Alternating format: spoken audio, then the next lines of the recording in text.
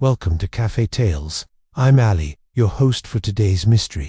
We're joining the remarkable Miss Marple today, in the quaint village of St. Mary Mead, with the Larkin Lane lassies.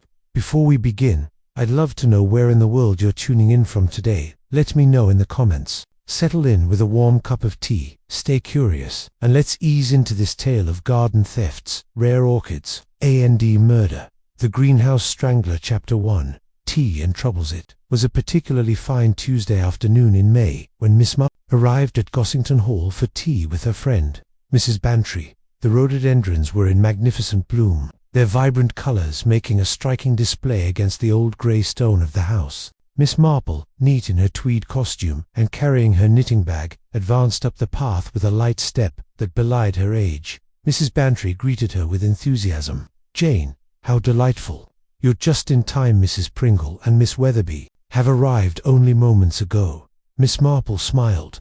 She had expected a quiet tete-a-tete with Dolly Bantry, but was not displeased. Village news was always illuminating, and Mrs. Pringle, wife of the solicitor, was generally well informed. "I've set tea in the drawing-room," continued Mrs. Bantry, leading the way. "It's such a lovely day." But Mrs. Pringle was complaining of a draught. The drawing-room at Gossington Hall presented its usual comfortable appearance. Miss Weatherby, a thin, nervous lady who taught piano to the village children, was seated on the sofa, while Mrs. Pringle occupied what had always been considered her chair near the fireplace. "Miss Marple, how fortuitous!" exclaimed Mrs. Pringle. "We were just discussing the most extraordinary occurrences on Larkin Lane." Miss Marple seated herself carefully. "Indeed?" she inquired, accepting a cup of tea from Mrs. Bantry. "I don't believe I've heard anything unusual." "You haven't heard?" Miss Weatherby's voice rose slightly. "It's been nothing but thefts and mischief this past fortnight. Most disturbing indeed." "First it was my silver tea service," said Mrs. Pringle. "Not the entire set. Mind you, just the sugar bowl and creamer. Most peculiar. And then poor Mrs. Facet's brooch," added Miss Weatherby. "Victorian," she said, "a family piece with garnets." Mrs. Bantry, pouring tea, nodded gravely. "Yes, and now Miss Weatherby has had a most unsettling experience. Do tell Miss Marple about Emerson." Miss Weatherby set down her cup with a slight rattle. "My Emerson, my cat, you understand, disappeared for 2 days. When he returned, his fur had been dyed a most unnatural shade of blue on his tail and paws. I can't imagine what kind of person would do such a thing." "Most extraordinary," murmured Miss Marple, reaching for a cucumber sandwich. "And these events all occurred on Larkin Lane?" "All within the past 10 days, confirmed Mrs. Pringle. "Inspector Slack says it's that Cobb boy always been a troublemaker. That one." Miss Marple's faded blue eyes showed a momentary twinkle. "Young Reggie. I recall he had some trouble with Mr. Blacker's apple trees last autumn." "Precisely," said Mrs. Pringle triumphantly. "A petty thief and miscreant. His poor mother doesn't know what to do with him. He was seen skulking about Mrs. Hawksworth's garden yesterday," offered Miss Weatherby. "Mrs. Hawksworth herself told me so when I was returning from my piano lessons." At the mention of Mrs. Hawksworth, a slight silence fell over the group. Mrs. Bantry, ever the attentive hostess, hastened to offer more tea. "Mrs. Hawksworth as well, I trust?" asked Miss Marple. "I understand she is quite devoted to her greenhouse orchids," said Mrs. Pringle with a slight sniff. "She talks of nothing else these days, that, and her nephew coming to stay."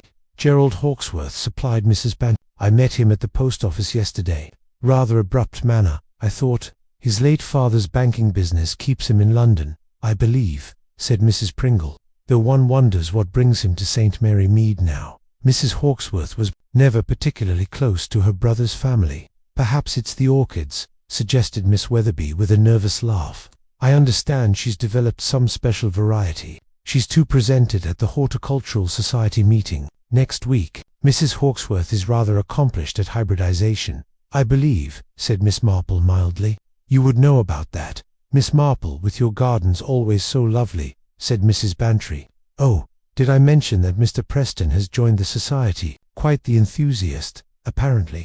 He was discussing propagation methods with Colonel Bantry most energetically at the vicarage fete." "Mr. Preston from Danemere Cottage?" inquired Miss Marple. "The very same. Retired from India, I believe. He's taken the cottage for the season. Seems particularly interested in Mrs. Hawksworth's work." Miss Marple nodded thoughtfully. "She was about to speak when the door opened and Colonel Bantry appeared. "Forgive the interruption, ladies," he said, "but I've just had a telephone call from the vicar. It seems there's been another incident on Larkin Lane. Mrs. Thompson's garden ornaments have vanished, 3 ceramic toadstools, and a rather ghastly gnome." "How perfectly absurd!" exclaimed Mrs. Bantry. "Who would want such things?" "That Cobb boy, no doubt," said Mrs. Pringle firmly. "The curious thing," continued Colonel Bantry, "is that Mrs. Thompson also reported seeing someone in Mrs. Hawksworth's garden last night, someone with a torch, examining the greenhouse. She assumed it was Mrs. Hawksworth herself, but mentioned it to the vicar this morning." "Most peculiar," said Miss Weatherby, her hands fluttering. One doesn't like to think of prowlers." "Inspector Slack should speak to that Cobb boy immediately," interrupted Mrs. Pringle. Miss Marple had listened to the conversation with careful attention. Now she folded her hands in her lap and looked thoughtful. "It all seems rather theatrical, doesn't it?" she observed quietly. The others looked at her in surprise. "Theatrical, Miss Marple?" inquired Mrs. Bantry. "The nature of the thefts," explained Miss Marple. "A sugar bowl and creamer, but not the teapot. A brooch, a cat returned with dyed fur, garden gnomes. It reminds me rather of something that happened in the village years ago, when Mrs. Eldon's maid was putting on amateur dramatics." She did not elaborate further, and the conversation soon turned to other matters: the vicar's sermon, the shortage of good help, and the weather prospects for the upcoming garden party at the Vicarage. But as Miss Marple later made her way home along the quiet village lanes, she couldn't help but reflect on the curious incidents at Larkin Lane and the sense of something not quite right, a feeling that had served her well on previous occasions. Chapter 2. Whispers in the garden. The following morning dawned bright and clear, ideal for gardening. Miss Marple, attired in her oldest tweed skirt and a serviceable cardigan, was on her knees tending to her roses. Her hands, thin and wrinkled but surprisingly dexterous, moved with practiced efficiency as she pruned away dead growth. "The buff beauty needs tying back," she murmured to herself, "and that Dorothy Perkins is getting quite unruly." Gardening gave Miss Marple time to think, and this morning her thoughts were occupied with the curious events on Larkin Lane. Seemingly pointless thefts troubled her. There was a pattern there, or rather, a lack of pattern that in itself formed a pattern. It reminded her of something, though she couldn't quite place what. The cheerful voice of her help, Cherry Baker, interrupted her reverie. "I've brought you out some tea, Miss Marple. You've been at those roses for nearly 2 hours." "Have I really? How good of you, Cherry." Miss Marple straightened carefully, brushing soil from her gardening gloves. "Any news from the village this morning?" Cherry set the tea tray on the garden table. "Well, Mrs. Elsie at the post office says there's been more trouble on Larkin Lane. Someone's taken all the garden gnomes from the Thompson place." She lowered her voice conspiratorially. "And there's talk that young Reggie Cobb was seen near Mrs. Hawksworth's greenhouse again last night." "Indeed." Miss Marple accepted the cup of tea. "And has Reggie been questioned about these incidents?" "Inspector Slack had him in yesterday, from what my Ted heard down at the Blue Ball. They couldn't prove anything." Miss Marple nodded thoughtfully. Her cottage, situated on the edge of the village, afforded her a view of several neighboring gardens. From where she sat, she could just glimpse the elaborate wrought iron fence that surrounded Mrs. Hawksworth's property 2 doors down. As she sipped her tea, she noticed movement. There Mrs. Hawksworth herself, in earnest conversation with a younger man. Even from this distance, the conversation appeared heated. The man, who must be Gerald Hawksworth, the nephew, was gesticulating with a sheaf of papers, while Mrs. Hawksworth stood very straight, shaking her head emphatically. After a moment, she turned abruptly and walked back towards her house, leaving Gerald standing by the fence, his expression tight with frustration. "Families," murmured Miss Marple to herself. "So often the source of the deepest complications." Cherry, who had been gathering the pruning tools, looked up. "Beg pardon, miss." "Nothing of importance, Cherry. I was merely reflecting on family dynamics." After Cherry had gone inside, Miss Marple resumed her gardening, though she found herself glancing occasionally towards Mrs. Hawksworth's property. She had known Arabella Hawksworth for many years, not intimately, for Mrs. Hawksworth kept largely to herself, but with the familiar acquaintance that develops in village life. A widow of considerable means, Mrs. Hawksworth had, in recent years, become increasingly devoted to her greenhouse, and particularly to her orchids. Miss Marple was deadheading her delphiniums when she heard the garden gate open. Looking up, she saw the familiar figure of the vicar approaching down the path. "Good morning, Miss Marple," he called cheerfully. "What a splendid display of roses." "Good morning, Vicar. How kind of you to say so, though I fear the black spot has been troublesome this year." The vicar settled himself on the garden bench. "I was passing and thought I might stop by. There's been quite a bit of excitement in the parish lately." "You're referring to the thefts on Larkin Lane, I presume?" "Precisely. Most peculiar incidents. And now, I understand, Mrs. Hawkesworth has had some disturbance around her greenhouse." Miss Marple carefully placed a cut stem into her trug. "Nothing taken, I hope?" "No, nothing missing as far as she can tell. But she was quite agitated about it when I spoke with her after morning prayer. She's been working on a new orchid hybrid, you know, quite valuable. From what she says, she's to present it at the Horticultural Society meeting next week." "Yes, I had heard something of the sort," said Miss Marple. "Mrs. Hawkesworth has always been most accomplished with her orchids, indeed, passionate about them. Between ourselves," the vicar lowered his voice slightly, "I gather there's been some tension with her nephew over her horticultural expenditures.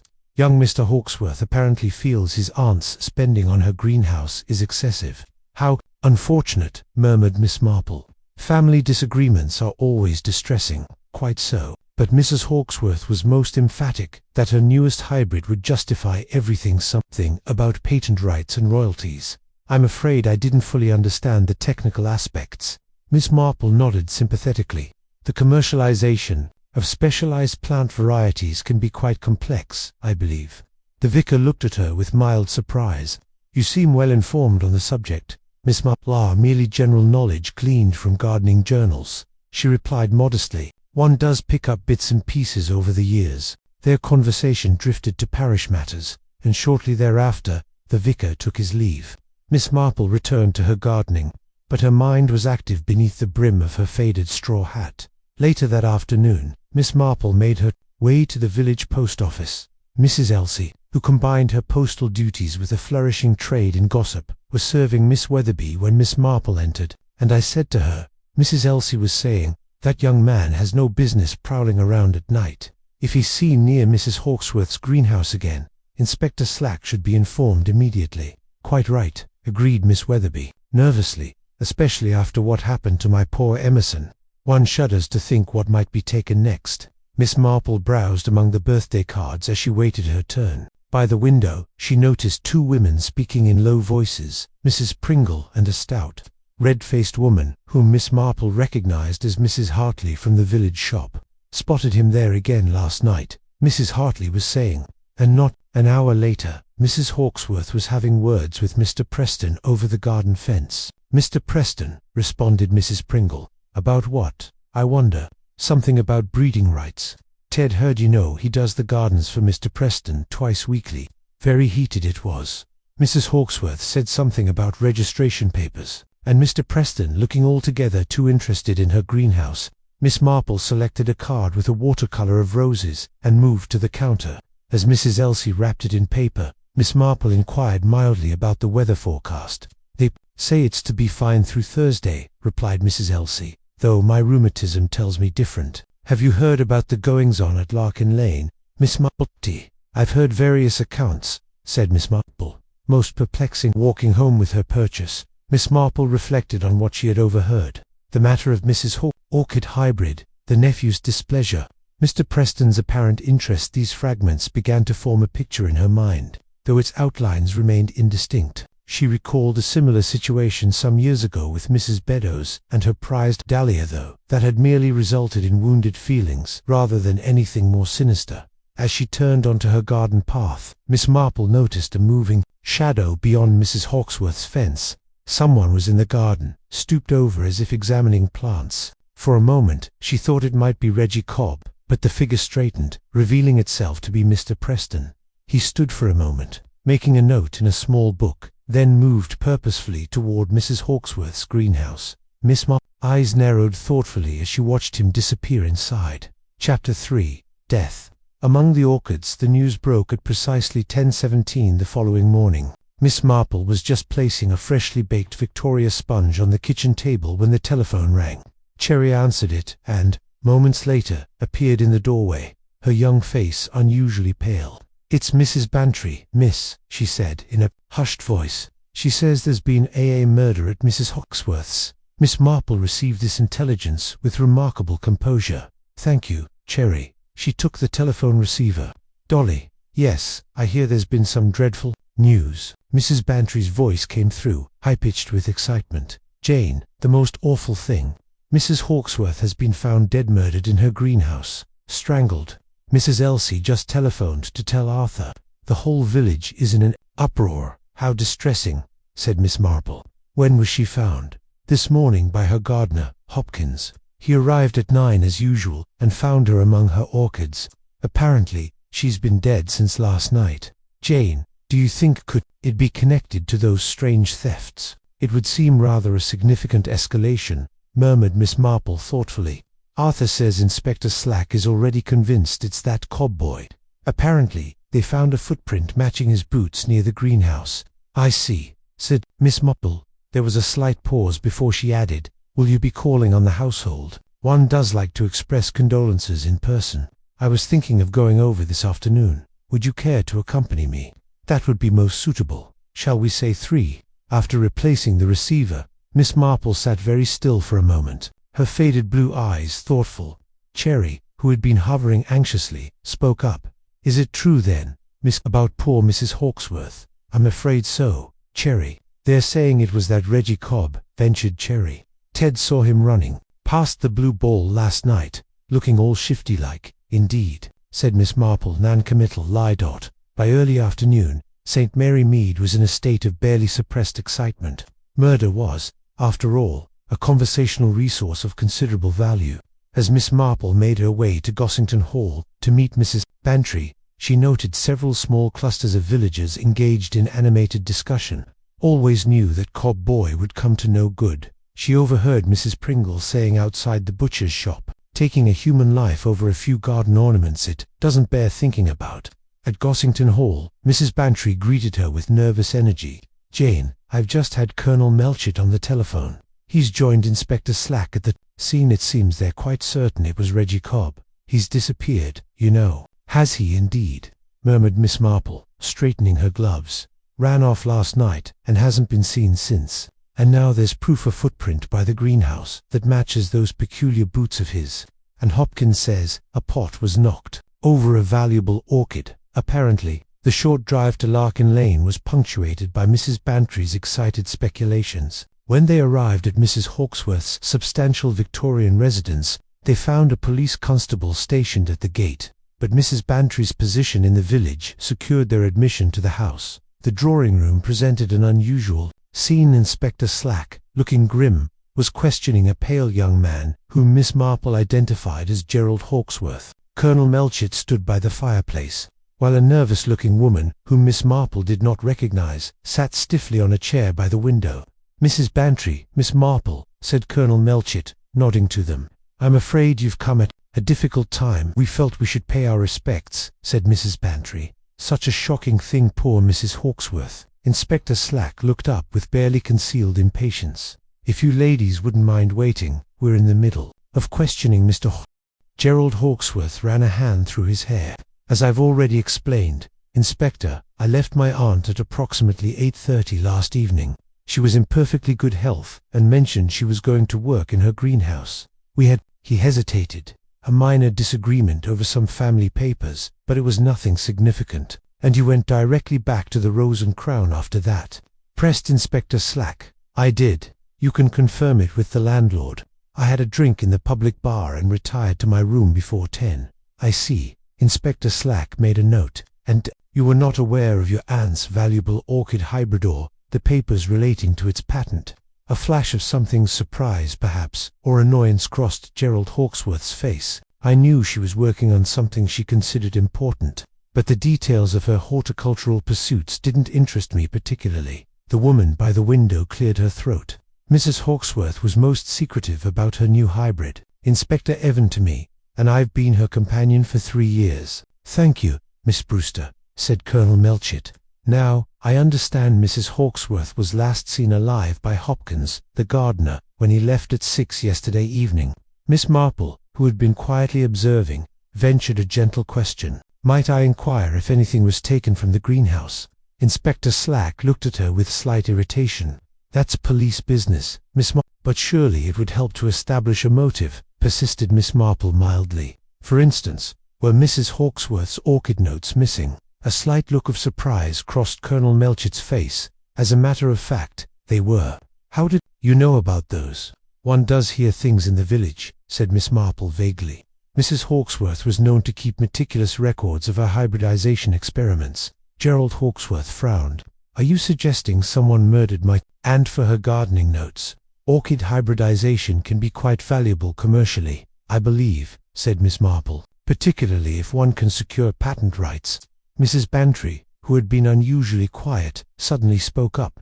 "Jane, surely you don't think someone would commit murder over a flower? People have killed for far less." "Dolly," replied Miss Marple, quietly. Inspector Slack cleared his throat.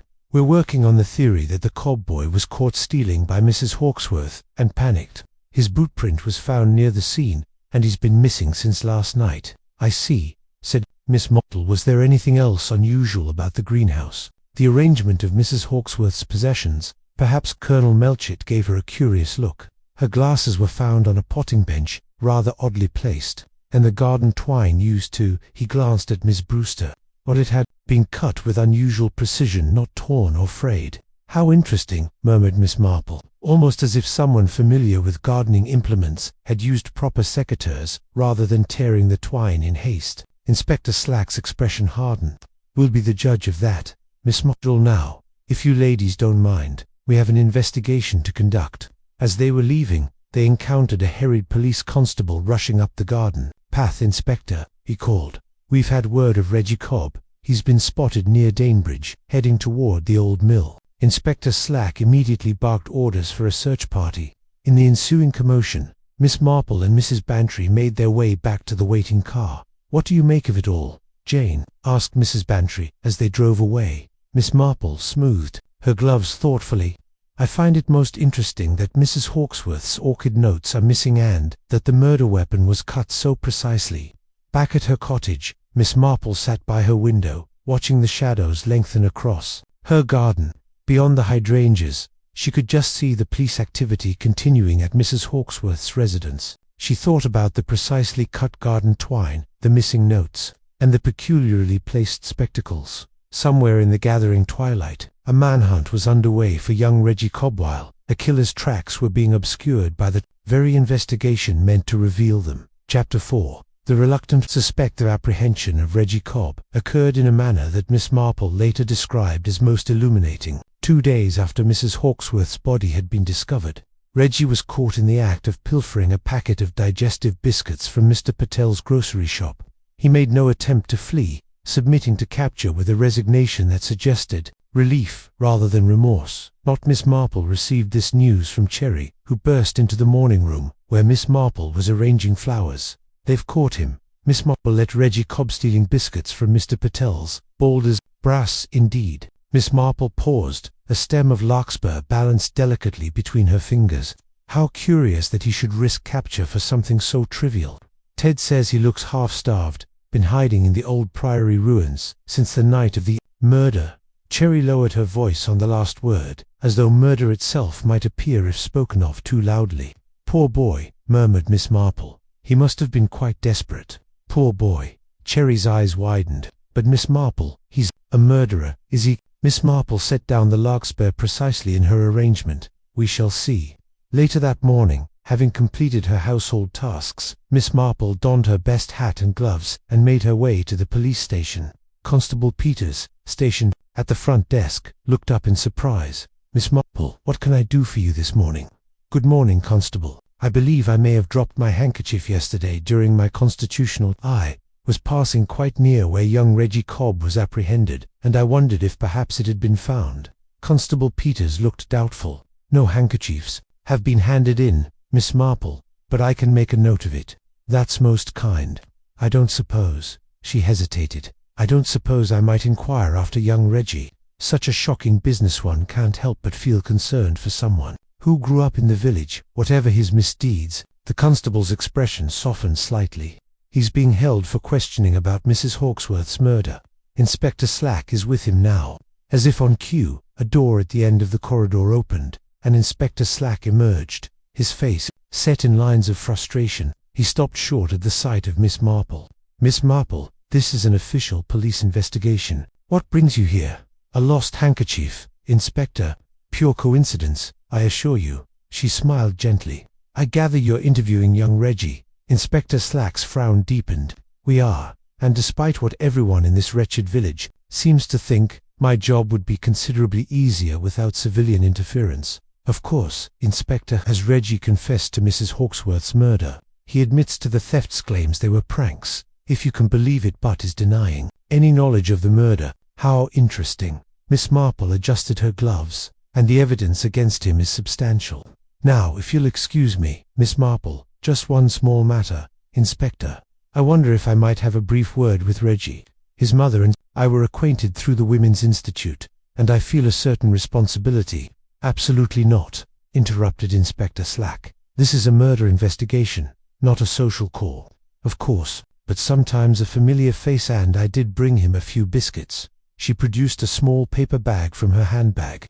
"Poor boy must be hungry after hiding in the Priory ruins." Inspector Slack looked as though he might refuse outright, but Constable Peters interjected. "Sir, we do need to get that statement from Mrs. Wilkins. Perhaps while you're doing that." With evident reluctance, Inspector Slack agreed.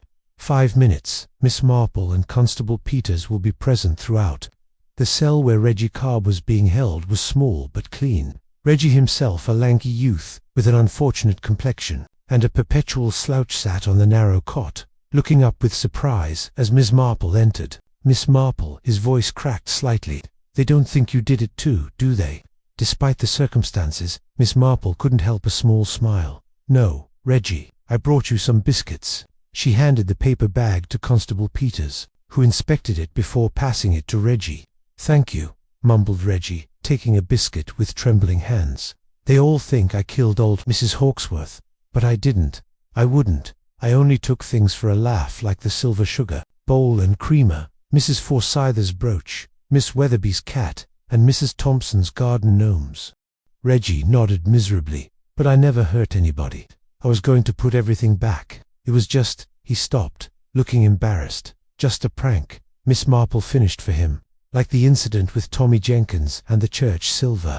Reggie's eyes widened. "You remember that? That was years ago, before the war even." "I remember a great many things." "Reggie, tell me, why did you run away the night Mrs. Hawksworth died?" "I was going to nick something from her greenhouse," Reggie admitted.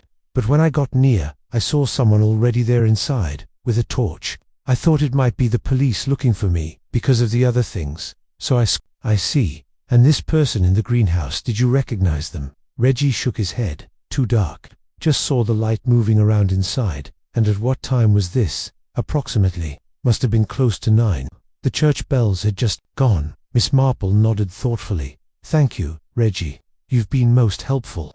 "Miss Marple," Reggie's voice was urgent now, "I didn't kill her. I wouldn't. You believe me, don't you?" Miss Marple looked at him steadily. "Yes, Reggie, I believe you." Upon returning home, Miss Marple sat at her writing desk and carefully made a list of the stolen items: a silver sugar bowl and creamer, but not the matching teapot; a Victorian brooch cat, returned with dyed fur ceramic garden ornaments. She studied the list for several minutes, then added a note: "All items either returned or of relatively little value. Theatrical rather than practical." She remembered the Tommy Jenkins affair from years ago, how the boy had been suspected of stealing the church silver, only for it to emerge later that the true culprit was the verger's nephew, who had orchestrated a series of minor thefts to divert attention from his systematic embezzlement of church funds. "A distraction," murmured Miss Marple. "But a distraction from what?" She added another item to her list: Mrs. Hawksworth's orchid notes missing. She recalled what the vicar had mentioned about Mrs. Hawksworth's new hybrid being valuable, something about patent rights and royalties. And then there was Mr. Preston's unusual interest in the greenhouse, and the strained relationship between Mrs. Hawksworth and her nephew over her horticultural expenditures. The telephone rang, interrupting her thoughts. It was Mrs. Bantry, full of excitement. "Jane, have you heard? They've charged Reggie Cobb with the theft of Mrs. Forsyth's brooch." But Inspector Slack isn't convinced he murdered Mrs. Hawksworth after all. Apparently, the bootprint doesn't match perfectly, and Reggie insists he saw someone in the greenhouse that night. How very interesting, said Miss Marple. I had rather come to the same conclusion myself. After speaking with Mrs. Bantry, Miss Marple returned to her list, adding one final note: precisely cut garden twinsecateurs, not haste. She sat back, her faded blue eyes thoughtful as she contemplated the pattern emerging from these seemingly disconnected facts. A pattern that suggested the thefts on Larkin Lane were indeed a distraction, but from something far more valuable than silver or brooches, something worth killing for. Chapter 5. Secrets and Specimens. The morning was unusually warm for May as Miss Marple made her way along Larkin Lane. She had dressed with particular care, in her second-best tweed suit and a hat that, while no longer fashionable, was still perfectly presentable. In her gloved hands, she carried a small bouquet of flowers from her garden. The constable stationed outside Mrs. Hawksworth's house recognized her from her previous visit with Mrs. Bantry. "Good morning, Miss Marple," he said politely. "I'm afraid the family isn't receiving visitors at present." "Oh dear," said Miss Marple. "How disappointing. I had hoped to express my condolences in person." And she added, with a touch of wistfulness, "I had so looked forward to seeing poor Mrs. Hawksworth's garden one last time. We often discussed our horticultural interests, you know. I brought these from my own garden as a small tribute." The constable hesitated, clearly torn between duty and courtesy. "Well, I suppose there's no harm in your leaving the flowers. Mr. Hawksworth is out at the solicitor's, and Miss Brewster is resting. The garden should be quite empty." "How kind of you," beamed Miss Marple once past the wrought iron gate. Miss Marple paused to survey the garden. It was extensive and meticulously maintained, with formal beds, a small rose garden, and at the far end, the substantial greenhouse where Mrs. Hawksworth had met her end. Police tape still cordoned off the greenhouse entrance. Miss Marple was carefully placing her modest bouquet at the base of a particularly fine rhododendron when a voice startled her. "Beautiful specimens, aren't they?" Mrs. Hawksworth had quite the eye for quality plants. Miss Marple turned to find Mr. Preston standing a few feet away. He was a tall, spare man with the weathered complexion of someone who spent considerable time outdoors.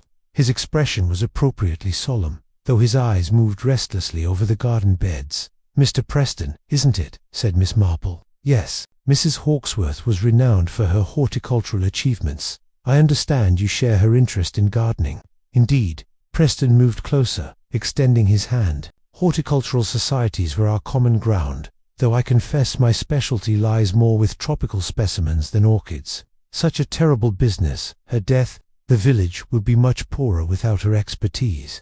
"You were acquainted with Mrs. Hawksworth's work on orchid hybridization, I believe?" inquired Miss Marple innocently. A flicker of something caution perhaps crossed Preston's face, only in the most general way. She was rather secretive about her specific project, understandably so, given the commercial implications. "Commercial implications," echoed Miss Marple. "Oh, you mean the patent rights?" "Yes, I believe the vicar mentioned something of the sort." "Patents can be quite valuable in the horticultural world," said Preston, his gaze now directed toward the greenhouse. "A successful hybrid can generate significant royalties. I understand Mrs. Hawksworth was planning to present something rather special at the upcoming society meeting." Before Miss Marple could respond, an irritable voice called from the direction of the house. "I say, what's going on here?" "Constable, I thought I made it clear we weren't receiving visitors." Gerald Hawksworth strode across the lawn toward them, his expression thunderous. He was a man in his mid-30s, expensively, if carelessly, dressed, with features that might have been handsome were they not set in lines of perpetual discontent. "Mr. Hawksworth," said Miss Marple, "I do apologize for the intrusion.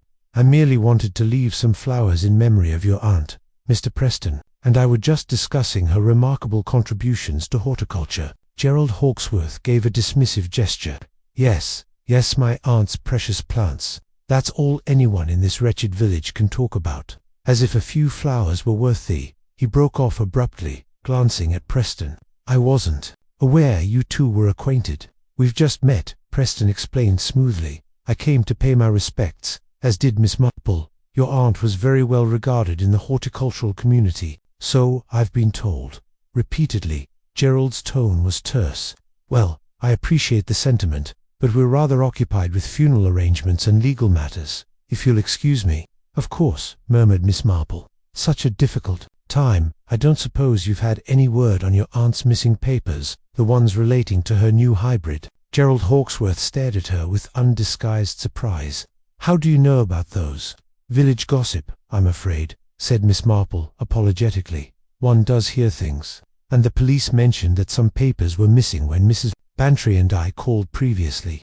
"The police should learn to be more discreet," said Gerald curtly. "But no, the papers haven't been found. Not that they would mean anything to me. My aunt's obsession with her plants was frankly incomprehensible. If you'll excuse me, I have matters to attend to." With a curt nod, he turned and strode back toward the house. Mr. Preston raised an eyebrow. "Not a gardening enthusiast, it seems." "No," agreed Miss Marple. "I believe there was some friction regarding Mrs. Hawksworth's horticultural expenditures." Preston nodded. "Common enough in families. One person's passion is another's folly." He glanced at his watch. "I should be on my way. A pleasure meeting you, Miss Marple." Left alone, Miss Marple took the opportunity to wander a little further. In the garden, ostensibly admiring the plantings, but keeping a watchful eye on the house. When she was certain no one was observing, she made her way closer to the greenhouse. The police tape prevented her from entering, but through the glass panels she could see the interior. The central workbench where Mrs. Hawksworth had presumably been found was now clear, but the surrounding shelves were still crowded with orchids in various stages of growth. Miss Marple's gaze was drawn to a shelf near the back where several pots stood with labels but no plants, empty spaces in an otherwise crowded collection. On her way out, Miss Marple paused by a small table on the veranda where several gardening journals were stacked. The topmost one, she noticed, had several pages marked with slips of paper. Glancing toward the house and seeing no one, she quickly flipped to one of the marked pages. It was an article on recent developments in orchid breeding, with a paragraph heavily underlined. "The registration of new orchid hybrids with the Royal Horticultural Society ensures legal protection of naming rights, while patent applications can secure commercial propagation rights for the developer, with rare orchid hybrids commanding prices upwards of £500 per specimen. The financial implications for successful hybridizers are significant." Miss Marple carefully replaced the journal and made her way to the gate, nodding politely to the constable as she left. Walking home, she considered what she had learned. Gerald Hawksworth's apparent disdain for his aunt's horticultural pursuits contrasted sharply with Mr. Preston's informed interest, the missing plants from the greenhouse, the marked journal article, the valuable nature of orchid patents. These pieces were beginning to form a pattern that suggested the thefts on Larkin Lane were indeed a deliberate distraction, orchestrated by someone who understood both the value of Hawksworth's work and the mechanics of creating a convenient scapegoat. As she turned onto the high street, Miss Marple spotted a notice for the upcoming rare plant auction at the County Horticultural Society. Among the items listed was selection of specialty orchids breeders' collection. The date was just 5 days away. Miss Marple paused, her thoughtful gaze fixed on the notice. The pieces of the puzzle were connecting in her mind, forming a picture that was still incomplete but increasingly clear. Someone had killed, not just for a plant, but for the right to claim its creation. And in the botanical world, timing was everything. Chapter 6. Village Parallels. The following afternoon found Miss Marple in her garden room, entertaining Mrs. Bantry and Dr. Haydock to tea. Outside, a light rain pattered against the windows, creating a cozy atmosphere within. Cherry had outdone herself with fresh scones, and the conversation had naturally turned to the events on Larkin Lane. "I saw young Reggie Cobb this morning," remarked Dr. Haydock, helping himself to another scone. "His mother brought him in for a checkup. The boy looks quite worn down by his ordeal." "I'm not surprised," said Miss Marple. "Being suspected of murder must be terribly distressing, especially for someone so young." "Well, he's not entirely innocent," Mrs. Bantry pointed out. "He did admit to all those peculiar thefts." "Yes," agreed Miss Marple thoughtfully. "The thefts, they remind me rather of something that happened in the village many years ago. You might remember, Dolly, the summer when Mr. Beddoes was treasurer of the Church Restoration Fund." Mrs. Bantry frowned, trying to recall Beddoes. "Wasn't there some trouble with the accounts?" "Indeed there was." Miss Marple's needles clicked steadily as she continued to knit.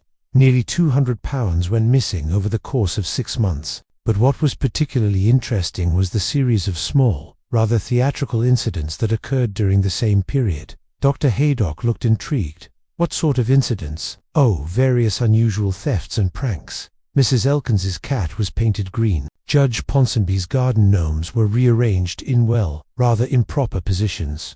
Miss Marple coughed delicately. The hymn numbers at Sunday's service were replaced with racing results. Everyone assumed it was young Tommy Jenkins, who had a reputation for mischief. And was it? Asked Mrs. Bantry. Not at all. It was Edward Beddoes, the treasurer's son. He created these diversions to direct attention away from his systematic embezzlement of the restoration funds. By the time the truth came to light, he had disappeared to South America with the money. You see a parallel with the current situation? Dr. Haydock asked shrewdly. One does wonder, said Miss Marple. The nature of the thefts on Larkin Laina, sugar bowl and creamer, but not the teapot, a brooch, garden ornaments, a cat with dyed fur. They seem designed to create confusion and establish a pattern of mischief, rather than serious crime. But surely Mrs. Hawkesworth's murder goes beyond mere diversion, objected Mrs. Bantry. Oh yes, agreed Miss Marple. The murder suggests something of much greater value was at stake. She set down her knitting and fixed her friends with a serious look. You recall that Mrs. Hawkesworth had developed a new orchid hybrid one she intended to register and patent. Before either could respond, there was a knock at the door, and Cherry entered to announce Inspector Slack's arrival. The inspector looked, as usual, both efficient and irritable.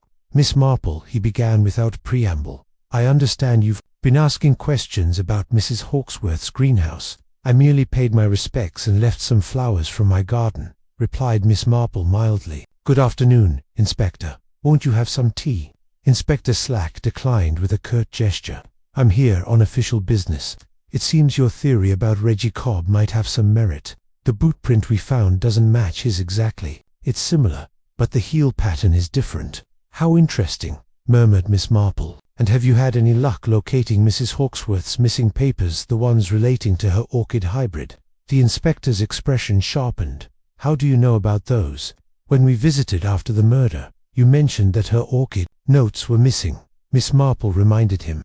It seems significant, especially given what I've since learned about the value of new orchid varieties. Inspector Slack frowned. We're pursuing several lines of inquiry, but I'd appreciate it if you'd leave the investigating to the police. Miss Marple, after extracting a promise from Miss Marple to refrain from further visits to the Hawkesworth residence, Inspector Slack departed. Dr. Haddock, who had observed the exchange with interest, turned to Miss Marple. You seem to have formed some definite ideas about this case. Jane, care to share them? Miss Marple resumed her knitting, her needles moving in a steady rhythm.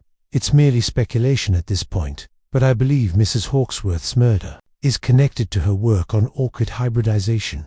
The missing papers would presumably include her notes on the new variety and, possibly, the registration documents for the Royal Horticultural Society. Registration documents? Queried Mrs. Bantry. Yes, for a new plant variety to be officially recognized, therefore patentably it must be properly registered.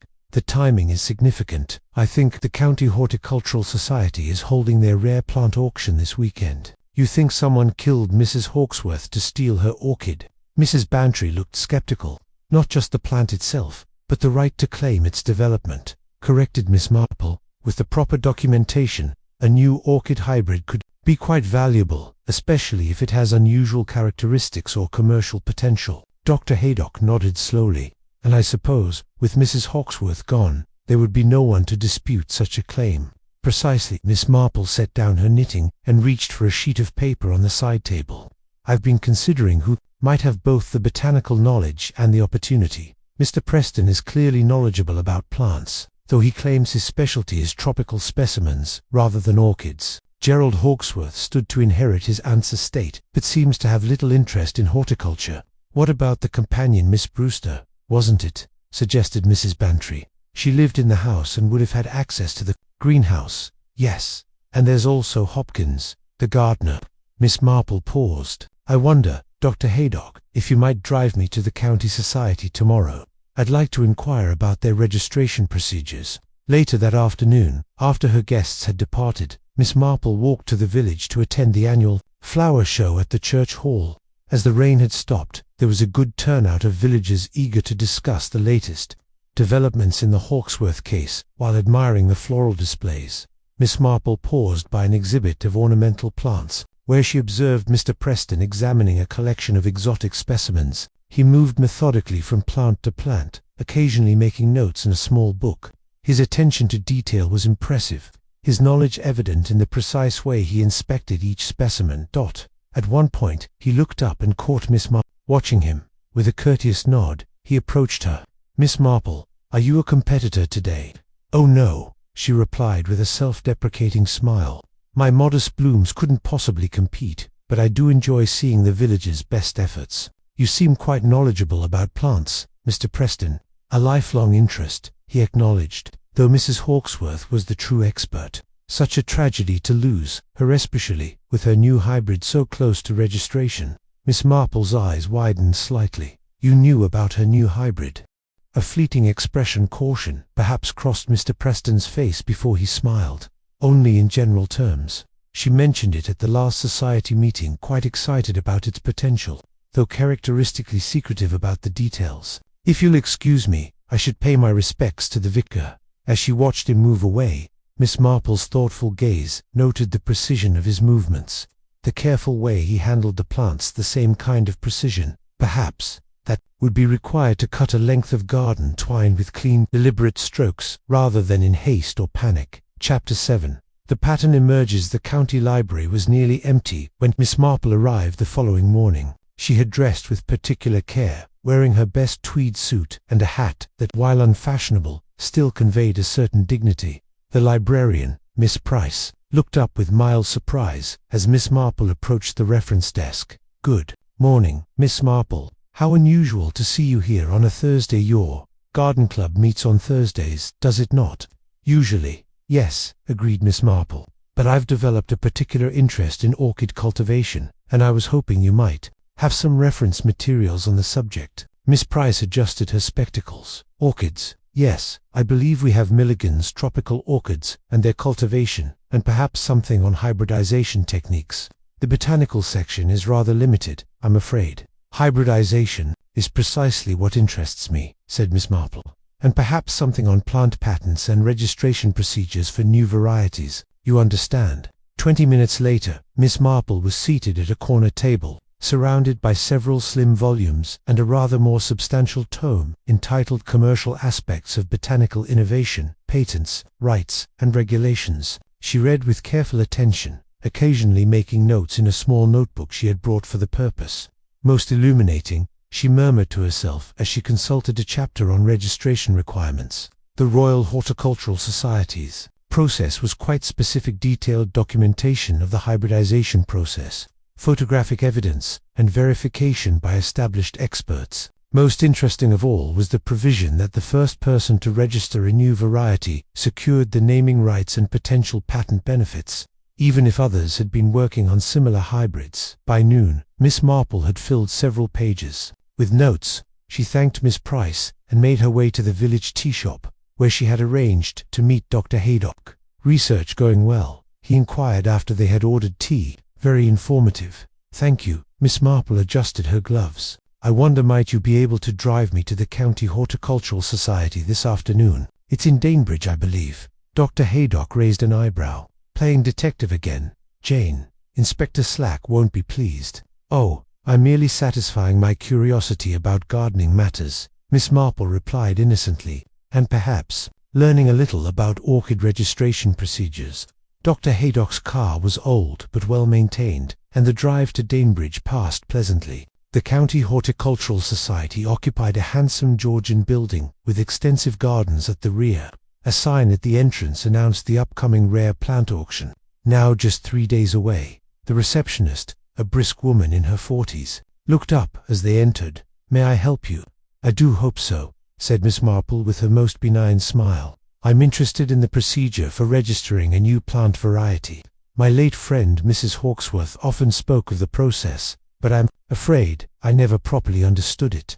At the mention of Mrs. Hawksworth, the receptionist's expression softened. "Oh yes, poor Mrs. Hawksworth. Such a tragedy. She was one of our most respected members." "Was she planning to register a new variety soon?" inquired Miss Marple. She had mentioned a new orchid hybrid at our last monthly meeting. Quite excited about it, though characteristically secretive about the details. She was due to present it next week. The receptionist hesitated. I suppose I shouldn't be gossiping about members, but there was quite a stir when she hinted that her new hybrid might revolutionize commercial orchid breeding. Indeed, how fascinating. Miss Marple leaned forward slightly. And would her documentation have been submitted already? Oh no, that would happen at the official presentation. The registration committee reviews the documentation, examines the specimen, and if everything is in order, initiates the application to the Royal Horticultural Society. The receptionist lowered her voice. Between ourselves, there was some competition in that area. Mr. Preston, another of our members, has also been working on orchid hybrids. There was a bit of tension at the last meeting when Mrs. Hawksworth mentioned her breakthrough. After gathering a few more details about the registration process, Miss Marple thanked the receptionist and rejoined Dr. Haydock, who had been examining displays of prize-winning plants in the lobby. "Learn anything useful?" he asked as they walked back to the car. "I believe so," replied Miss Marple thoughtfully. "Most enlightening." Upon their return to St. Mary Mead, Miss Marple found that Mrs. Bantry had left a message asking her to call urgently. When she telephoned, Mrs. Bantry was bubbling with news. "Jane, the most extraordinary development. Ellen, Mrs. Hawksworth's housekeeper, came to see me this afternoon. She found a garden plan tucked inside one of Mrs. Hawksworth's horticultural journals and thought it might be important. Inspector Slack had already finished with the house, so she brought it to me." A garden plan. Miss Marple's interest quickened. "Of the greenhouse, perhaps?" "Exactly. It shows the precise location of each orchid, with notations and codes that Ellen couldn't decipher. I told her you might be able to make sense of it. She's left it with Miff. You'd like to see it?" "I would indeed. Might I come over tomorrow morning? Better yet, I'll bring it to you. I'm planning to call on the vicar's wife at 11, so I could stop by on my way." After replacing the receiver, Miss Marple sat for a moment in thought. Then she went to her desk and began to write several notes. One was to Inspector Slack, requesting his presence at her cottage the following afternoon on a matter pertaining to Mrs. Hawksworth's murder. Another was to Dr. Haydock, asking him to attend as well. The third was addressed to Mr. Preston, inviting him to tea to discuss matters of mutual horticultural interest. "Cherry," she called when she had sealed the envelopes, "would you be kind enough to deliver these notes when you go out this evening?" As twilight softened the garden, Miss Marple received word that valuable orchid specimens had been removed from Mrs. Hawksworth's greenhouse. The news came via Cherry, who had heard it from her young man, who worked at the police station. "They're saying some of Mrs. Hawksworth's rarest orchids have vanished," reported Cherry. "Taken right from under the police's noses. Even with the greenhouse being off limits, Inspector Slack is in a terrible state." "How very interesting," murmured Miss Marple, her knitting needles moving steadily. "And when was this discovery made?" "Just this afternoon, miss, when they were doing a final inventory of the greenhouse before releasing the scene." After Cherry had gone, Miss Marple went to her telephone and made a call to London.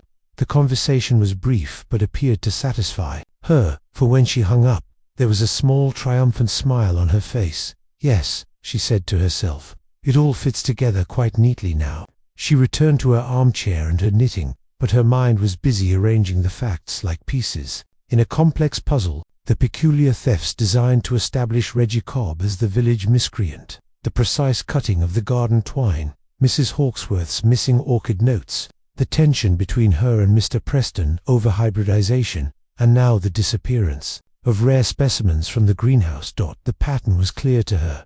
Now and with it, the identity of the killer. Chapter 8. Truth in Blue. Miss Marple's cottage presented a picture of genteel hospitality as afternoon sunlight filtered through the curtains of her drawing room. Cherry had outdone herself with an impressive array of sandwiches, scones, and cakes arranged on the best china. Miss Marple herself, neat in her second-best grey dress with a cameo brooch at her throat, was the image of an elderly spinster preparing to entertain guests. "Everything looks lovely, Cherry," she said, adjusting a vase of freshly cut roses. "Do show everyone in as they arrive." The first to appear was Dolly Bantry, carrying a folded paper that Miss Marple recognized as Mrs. Hawksworth's garden plan. "Jane, I do hope you know what you're doing," Mrs. Bantry said in a hushed voice. "Inspector Slack sounded most put out on the telephone when I spoke to him. "I'm sure he was," replied Miss Marple serenely, "but I think he'll find this afternoon quite illuminating." Dr. Haydock arrived next, followed by the vicar, who seemed rather bewildered by his inclusion. Gerald Hawksworth appeared precisely at the appointed time, his expression suggesting he had better things to do. Inspector Slack arrived, looking irritable, accompanied by a uniformed constable who stationed himself discreetly by the door. "I trust this isn't a waste of police time, Miss Marple." Inspector Slack began declining the offer of tea. "We're rather occupied with a murder investigation." "So are we all, Inspector," replied Miss Marple mildly. "Here is our final guest." Mr. Preston entered, pausing momentarily at the sight of the assembled company, before nodding politely. "Miss Marple, this is rather more than the horticultural discussion I was expecting." "Do sit down, Mr. Preston." Tea was served, and Miss Marple presided over the teapot with calm efficiency. "I thought it might be helpful to discuss certain aspects of Mrs. Hawksworth's death that have perhaps been overlooked. I wasn't aware you were conducting a parallel investigation." "Miss Marple," said Inspector Slack with barely concealed irritation. "Oh, not an investigation as such, Inspector, merely observations drawing on certain parallels from village life." Miss Marple poured tea with a steady hand. "For instance, the curious series of thefts on Larkin Lane reminded me strongly of something that happened in the village many years ago, when a bank clerk created diversions to cover his embezzlement." Gerald Hawksworth shifted impatiently. "I fail to see what this has to do with my aunt's murder." "Everything, I believe," said Miss Marple. "The thefts were deliberate distractions, designed to establish Reggie Cobb as the local convenient scapegoat for a more serious crime." "We've established that Cobb wasn't responsible for the murder," interrupted Inspector Slack. "His boot print didn't match exactly." "No, indeed." Miss Marple nodded. "The killer would have planted that evidence, just as they orchestrated the thefts to appear as random mischief. But there was nothing random about Mrs. Hawksworth's murder. It was carefully planned by someone who understood the value of what they were stealing, not silver or brooches, but something far more precious." "The orchid hybrid," said Dr. Haydock quietly. "Precisely." Miss Marple set down her teacup. Mrs. Hawksworth had developed a valuable new orchid variety, one she intended to register and patent. The commercial implications were significant. "As I learned during my research at the County Horticultural Society." "You've been interfering in police business," Inspector Slack began, but Miss Marple continued undeterred. "The killer needed both the documentation proving Mrs. Hawksworth's development of the hybrid and the plants themselves. With Mrs. Hawksworth gone and the paperwork in their possession, they could register the hybrid as their own creation at the upcoming society meeting." She turned to Mrs. Bantry. "Dolly, might I see that garden plan?" Taking the paper, she studied it for a moment before passing it to Inspector Slack. "You'll notice the coded entries for certain plants in positions 7 through 10 on the third shelf. Those correspond to the missing orchids reported yesterday." Gerald Hawksworth leaned forward. "Are you suggesting someone murdered my aunt for a plant, for the rights to a potentially valuable commercial hybrid?" corrected Miss Marple. "The registration and patent could be worth thousands of pounds over time." Mr. Preston cleared his throat. "A fascinating theory, Miss Marple, but purely speculative." "Surely." "Not entirely," said Miss Marple. "You see, I made a telephone call yesterday to the Royal Horticultural Society in London. They confirmed that Mrs. Hawksworth had submitted preliminary documentation for a new orchid hybrid last month, a precautionary measure. They said, though the formal registration was to occur after her presentation next week." A subtle change came over Mr. Preston's face, a tightening around the eyes, a slight tension in his posture. "Furthermore," continued Miss Marple, "I believe Mrs. Hawksworth discovered that someone had been examining her greenhouse without permission. Perhaps she caught them making notes about her hybrid notes they intended to use to claim the discovery as their own. This led to a confrontation and, ultimately, to murder." "And who is this phantom orchid thief?" demanded Gerald Hawksworth skeptically. Miss Marple turned to Inspector Slack. "The evidence is quite clear, I think. The garden twine used to strangle Mrs. Hawksworth was cut with precise, deliberate strokes, the work of someone familiar with gardening tools, not a panicked youth like Reggie Cobb." Glasses were found placed on a potting bench, suggesting she had been working when interrupted. "And most tellingly, certain rare orchid specimens have now vanished from the greenhouse specimens that matched the coded entries in her garden plan." She looked directly at Mr. Preston. It reminds me rather of Miss Hartnell's seamstress, who once attempted to claim another dressmaker's design as her own. When confronted, she too resorted to desperate measures. "This is absurd," said Mr. Preston, though his voice lacked conviction. "I hardly knew Mrs. Hawkesworth." "On the contrary," replied Miss Marple, "you were both members of the same horticultural society. You both specialized in rare plant varieties, and according to the society's receptionist, there was tension between you at the last meeting when Mrs. Hawkesworth mentioned her breakthrough." "Circumstantial," muttered Preston, but his face had grown pale. "Perhaps," agreed Miss Marple, "but I believe a search of Mr. Preston's cottage would reveal both the missing orchid specimens and Mrs. Hawkesworth's hybridization notes and, possibly even a pair of boots, matching the print found by the greenhouse. Boots purchased, I suspect, to match Reggie Cobb's distinctive footwear." A tense silence fell over the room. Then, with startling suddenness, Mr. Preston rose to his feet, only to find his way blocked by the constable at the door. "You have no proof," he said, his composure finally cracking.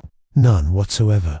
"The orchids will be proof enough," said Inspector Slack, who had been listening with growing interest. "And I'd venture we'll find traces of soil from Mrs. Hawkesworth's greenhouse on your shoes or clothing. Murder leaves its traces, Mr. Preston." Later that evening, after Inspector Slack had taken Mr. Preston away and the other guests had departed, Miss Marple sat quietly in her garden. The roses needed deadheading, she noted absently, and the delphiniums would require staking after the recent rain. Her thoughts returned to Mrs. Hawkesworth and her fatal passion for orchids. How strange that beauty could inspire such dark. The creation of something lovely could lead to such ugliness of spirit. But then, as Miss Marple had observed many times over her long life in St. Mary Mead, human nature remained constant, whether in great cities or small villages. Greed, jealousy, and the desire for recognition could flourish anywhere refined among the refined atmosphere of horticultural societies. "The Larkin Lane larcenies," she murmured to herself with a small, sad smile. A theatrical series of diversions that had nearly succeeded in their purpose had Mr. Preston not been so precise in his methods. Had he torn the garden twine rather than cutting it cleanly, he might well have escaped detection. As twilight deepened over her beloved garden, Miss Marple reflected that, despite all she had seen of human frailty, there remained much to cherish in the world: friendship, kindness, and the simple beauty of flowers blooming exactly as nature intended. Thanks for joining us for today's mystery. Did you suspect Mr. Preston before Miss Marple revealed how he orchestrated the thefts to frame young Reggie Cobb?